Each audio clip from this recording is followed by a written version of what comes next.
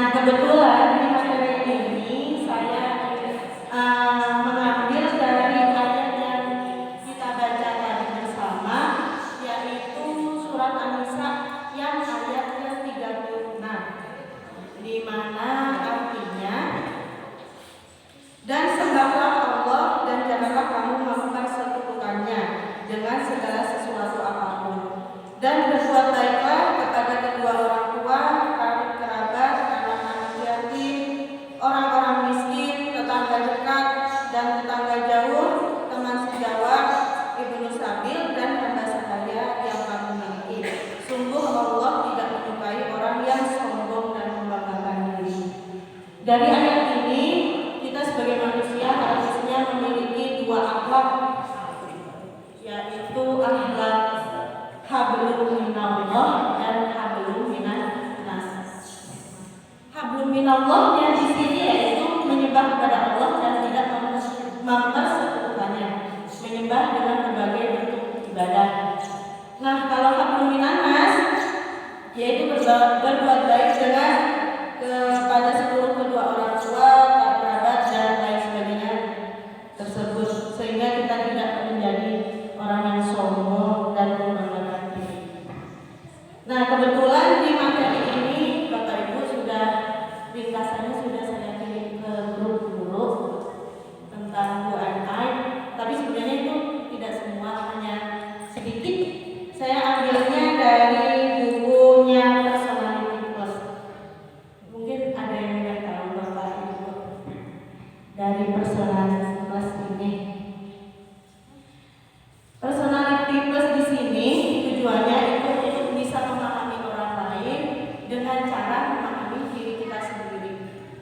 Kalau di dalam buku ini ada 4 macam watak atau jenis kepribadian.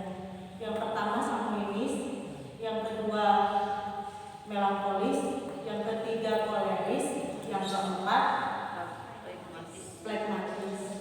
Sudah pernah dengar Bapak Ibu? Yang macam itu saya cukupkan di sini.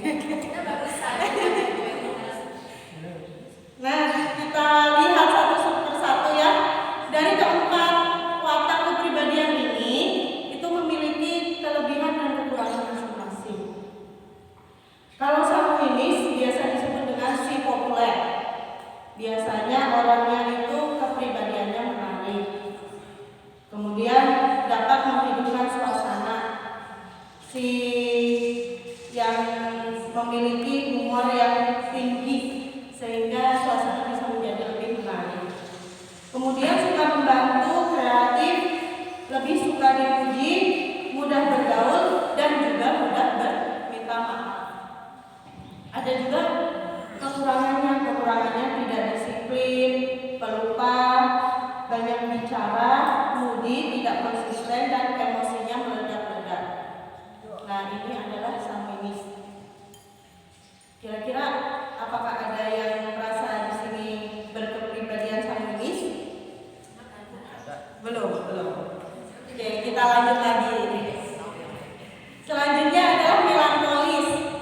Kalau melankolis di sini itu lebih dibilang orangnya sempurna, memiliki target, tekun, analitis, serius, terorganisir, teliti dan pendengar yang baik. Kayak Pak Uman. Oh, kayak Pak Uman. Nah, kalau kekurangannya mungkin lebih sensitif, kurang percaya diri, memiliki standar yang terlalu tinggi, pesimistis, introvert, dan selalu mengevaluasi apapun dan siapapun. Itu melankolis.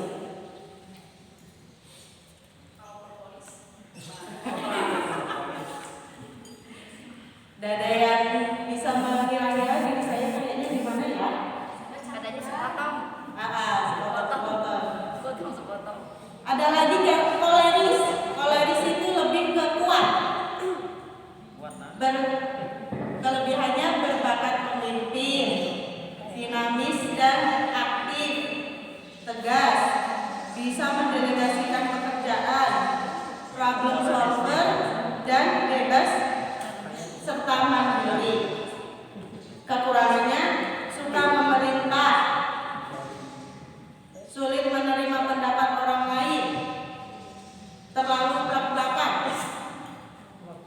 mendominasi atau otoriter, tidak sabaran, dan tidak bisa beristirahat, maunya kerja terus.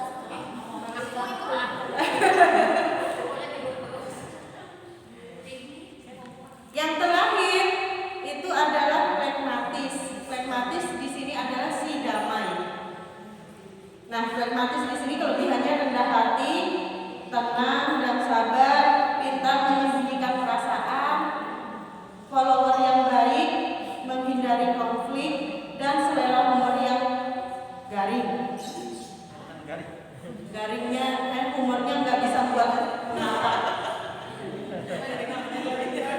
Kekurangannya tidak kreatif, pesimis, dan tidak peduli atau masa bodoh, sulit membuat keputusan, lambat bergerak, tidak konsisten, dan bicaranya pelan. Nah, dari 4 kepribadian ini mungkin Bapak Ibu udah bisa mengukur diri sendiri, kira-kira saya pada golongan yang mana? Oh, tapi rahasia. Sebenarnya dari 4 golongan ini bisa jadi Bapak Ibu satu orang itu memiliki termasuk di 2 atau 3, atau biasanya yang sudah terbiasa bahkan semuanya bisa. Berarti orang ini bisa beradaptasi. Dan 4 golongan ini tidak ada yang lebih unggul. Semuanya sama, memiliki kekurangan dan kelebihan masing-masing. Yang terpenting di sini adalah bisa mengatasi kekurangan tersebut. Tidak bangga dengan kekurangan masing-masing, tapi bisa mengatasinya. Selanjutnya, contoh cara mengatasi kekurangan sanguinis. Tadi kan di sini sanguinis itu bisa menghidupkan suasana, banyak ngomongnya. Tapi kadang si sanguinis itu terlalu banyak ngomong, ngeremnya sulit. Terus aja sampai yang menyebabkan bosan. Kadang ceritanya juga diulang-ulang, itu lagi. Nah, gimana contoh mengatasinya? Mungkin 1, berbicara seperlunya. Tapi sih bisa merubah, tapi nggak harus aku pengen merubah gitu, nggak bisa, tetap ada proses. Kemudian menjadi orang yang lebih perasa. Kira-kira pendengarnya itu udah bosan belum sih? Kalau udah bosan diam, jadi jangan diteruskan. Kemudian kata sanguinis ini tadi lebih ke aktif, kadang lebih ceroboh. Jadi diusahakan untuk lebih terjadwal dan keluar dari zona nyaman. Maksudnya keluar dari zona nyaman, nggak harus itu aja temennya. Boleh cari teman dengan yang lainnya, atau yang mungkin aku kurang cocok dengan orang ini gitu. Soalnya nggak sama-sama sanguinis misalnya seperti itu. Tapi kalau kelamaan kita dalam zona nyaman seperti itu, biasanya kita akan nggak tahu diri. Soalnya berlebihan itu juga kurang bagus. Makanya kita harus bisa belajar dengan keberadaan orang lain, dengan bergaul dengan orang lain. Itu sanguinis. Untuk contoh mengatasi yang melankolis, tadi melankolis kan terstruktur sempurna. Nah, saking terstruktur dan sempurnanya si melankolis itu sampai jarang tersenyum. Orang melihat aja, padahal orangnya biasa aja sih. Cuma alangkah lebih baiknya hari kita dihiasi dengan senyuman begitu. Biar orang juga melihat nggak monoton dengan wajah yang cemurung. Selanjutnya, kadang ada kala hidup itu harus bercanda biar nggak terlalu kaku. Biar nggak cepat tua. Ya, biar nggak cepat tua. Kayak pautan kan? Budaya. Kemudian rencana itu nggak harus sempurna. Kadang dengan adanya masalah kita jadi bisa terbiasa. Kita jadi bisa lebih tahu. Tidak semua hal sama dengan kamu. Tidak semua hal sama dengan melankolis.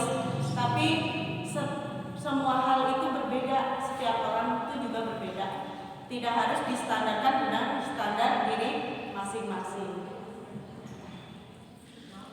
Itu adalah contoh untuk yang cara mengatasi melankolis. Selanjutnya contoh cara mengatasi kekurangan koleris. Kolesterol. Koleris membagi waktu dengan bekerja dan istirahat. Mungkin kita tidak sekuat itu untuk selalu bekerja atau memikirkan pekerjaan. Kadang-kala harus ada quality time dengan keluarga, dengan teman, dengan anak dan masing-masing, dengan bebek. Belajar tidak menyepelekan orang lain. Jadi sebenarnya orang lain kalau dikasih kesempatan pasti bisa. Meskipun kadang jelimet-jelimet kayak kata-kata saya seperti ini karena saya belum terbiasa. Itu nasi. Kemudian belajar meminta maaf. Nggak harus kalau ada salah yang minta maaf harus orang lain. Bisa jadi kesalahan itu pada diri kita sendiri. Betul. Jadi harus berani meminta maaf. Betul.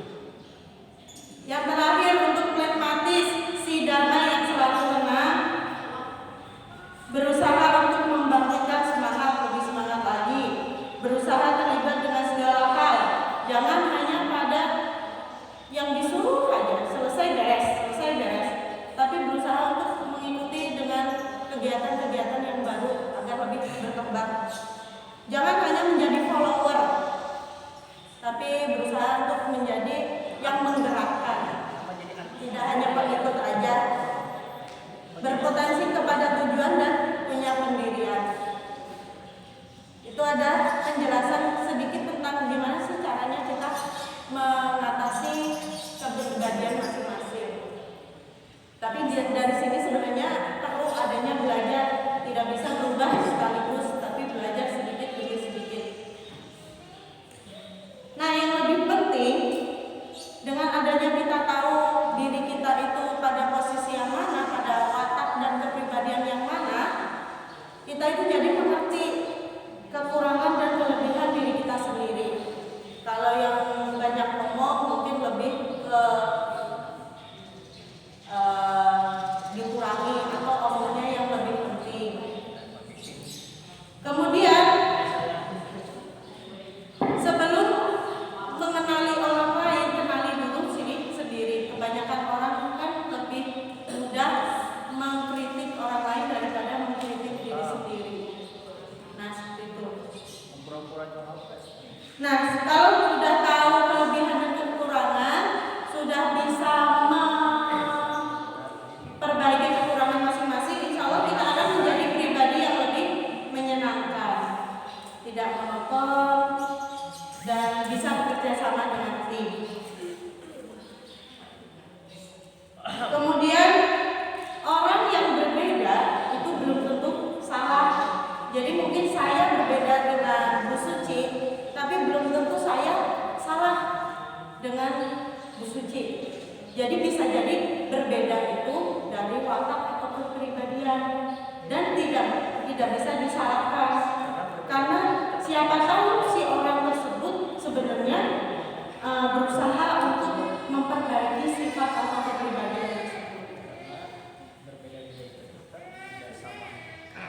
Ya, misalnya seperti warna pelangi Bu. Warna pelangi itu kalau satu nggak seru, makanya harus banyak biar pindah. Nano-nano kalau rasanya nggak asam manis, nggak enak, makanya harus rasanya yang berbeda-beda. Kemudian kalau bisa mengerti diri sendiri dan bisa memaklumi orang lain, maka hidup akan lebih damai dan tidak akan membandingkan diri sendiri dan dengan orang lain. Demikian penjelasan dari saya, sedikit dari saya, semoga dapat menambah sedikit ilmu dan bisa memperbaiki hubungan kita dengan sesama sehingga menjadi manusia yang seimbang antara hablum minallah beribadah dengan hablum minannas berhubungan dengan sesama